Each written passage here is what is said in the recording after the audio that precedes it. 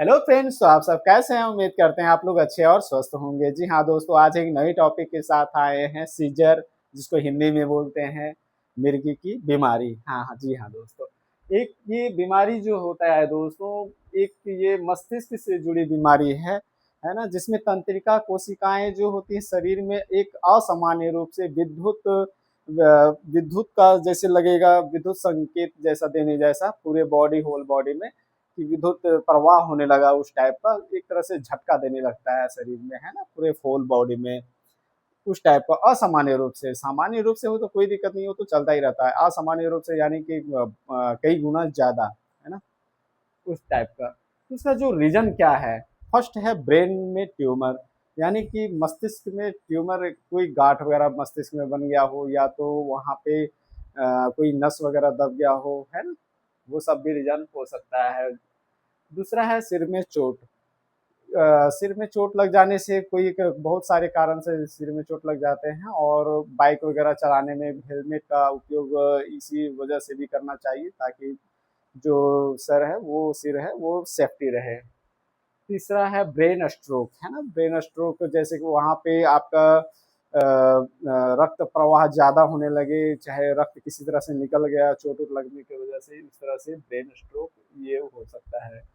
शराब अचानक छोड़ना, जी हाँ, शराब कोई व्यक्ति एकदम दिन रात पी रहा है, बहुत ज़्यादा मात्रा में पी रहा है, और अचानक कोई अच्छा आदमी उसको सलाह दिया कि नहीं भाई, ये सब शराब वगैरह छोड़ दो, तो उसके दिमाग में आया कि हाँ भाई छोड़ देते हैं, घर परिवार को भी देखना है। तो वो अचानक छोड़ देने से भी होता है ना। अचानक छोड़ दिया, कोई आदमी दिन रात पी रहा है, तो इसकी वजह से भी एक कारण बनता है। संक्रमण, जी हाँ, संक्रमण एक तरह से आप मस्तिष्क में जो एक तरह से संक्रमण होता है ना, किसी बीमारी को जैसे लेके फैल जाता है, उस टाइप का संक्रमण मस्तिष्क में ही, है ना। अनुवांशिक, जैसे अनुवांशिक उसको बोलते हैं वही कि जैसे उनके फादर मदर, चाहे जो भी दादा उदा, जो भी उनके परिवार में पहले अगर भी किन्हीं को हो चुका है ये सब बीमारी, तो बहुत हद तक ये चांसेस रहते हैं, है ना, उसमें। और SaNA की कमी, कैल्शियम, है ना, सोडियम की कमी के कारण से भी, ये खाने पीने की भी कमी के कारण से भी हो सकता है। ऐसा नहीं है कि कहीं चोट लगेगा या तो ये सब कारण से ही, खाने पीने में भी आपको बहुत ध्यान देना होगा, है ना।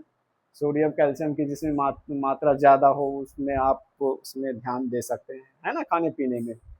शराब अचानक छोड़ना जो, वो तो आपको पहले ही बता चुके हैं। जन्म के समय ऑक्सीजन की कमी, जो बच्चा जन्म लेने समय और ऑक्सीजन की उस समय कमी हो जाती है, उस बच्चे में अधिकतर ये सब की बीमारी का ज़्यादा खतरा बना रहता है। लो बीपी, लो बीपी इसका एक कारण बनता है, बट आज के दौर में लो बीपी, हाई बीपी ये अक्सर हर एक लोगों में लगभग देखा जाता है। ये कोई सामान्य तौर पे एक यही कारण नहीं हो सकता है लो बीपी का, लेकिन एक कारण, मतलब एक कारण बन सकता है कि लो बीपी का अगर ये है, तो एक छोटा सा कारण हो सकता है ये सब रीजन में। तो उसके जो लक्षण हैं, तो आखिर कैसे पकड़े कि ये बीमारी वैसा टाइप का है, और सीजर है, मिर्गी के दौरे पड़ते हैं, है ना। ये अचानक आदमी बेहोश हो जाता है ना। बहुत लोग सोचते होंगे कि भाई अचानक बेहोश हो गया तो भाई इसको हार्ट अटैक आ गया, गया काम से, है ना, हार्ट अटैक आ गया। ऐसा नहीं है, बहुत सारे रूप होते हैं बेहोश होने के, है ना।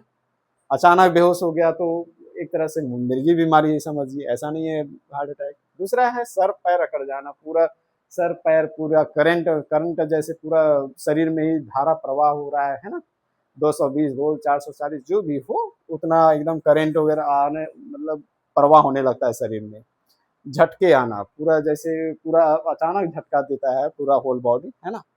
मुंह में झाग, मुंह से झाग निकलने लगेगा, जैसे किसी को सांप वगैरह काट लेता है ना, तो उसके मुंह से झाग वगैरह आने लगता है, जस्ट लाइक उसी तरह से उसमें भी देखा जाता है मुंह में झाग वगैरह।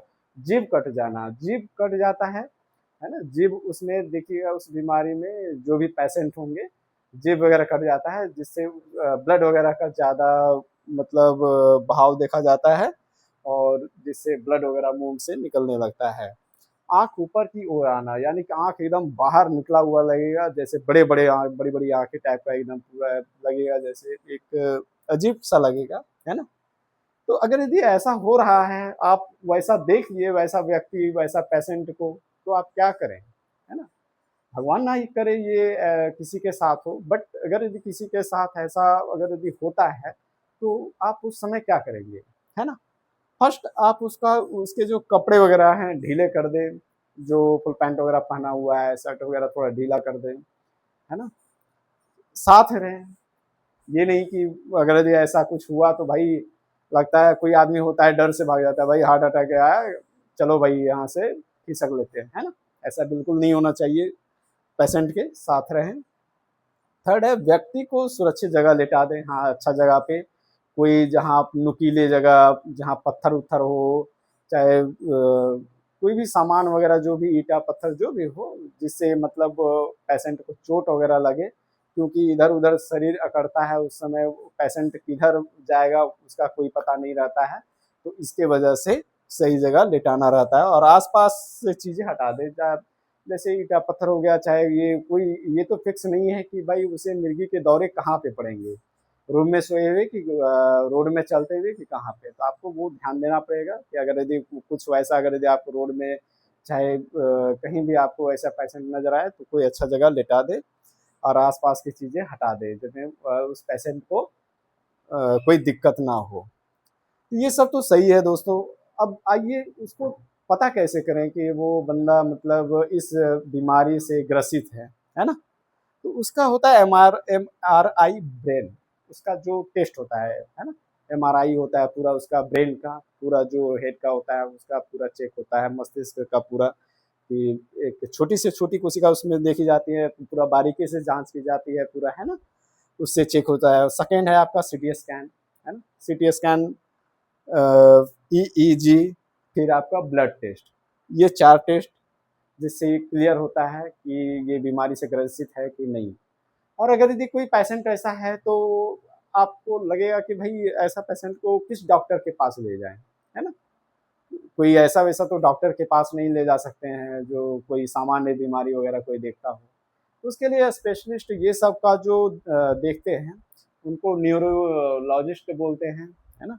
कोई आपके शहर में कोई अच्छा डॉक्टर जो न्यूरोलॉजिस्ट हो, है ना? वहाँ भी आप दिखवा सकते हैं, इसमें कोई दिक्कत नहीं है।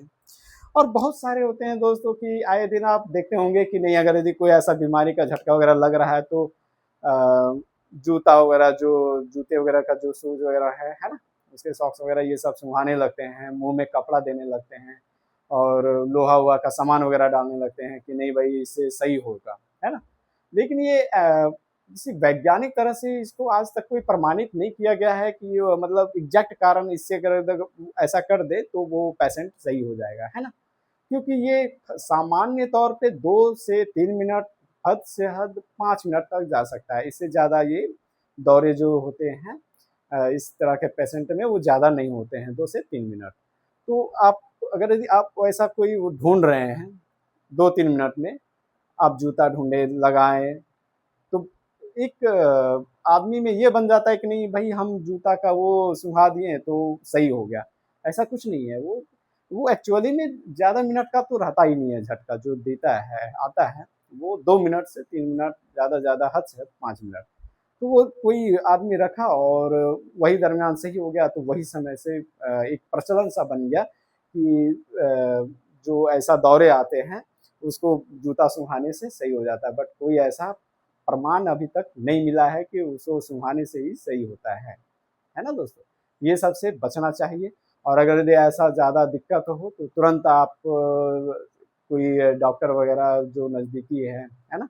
वहाँ से आप सहयोग ले सकते हैं, वहाँ से इलाज आप करवा सकते हैं, है ना? एक छोटी-सी जानकारी थी दोस्तों। मिलते हैं नए वीडियो में, तब तक के लिए जय हिंद दोस्तों।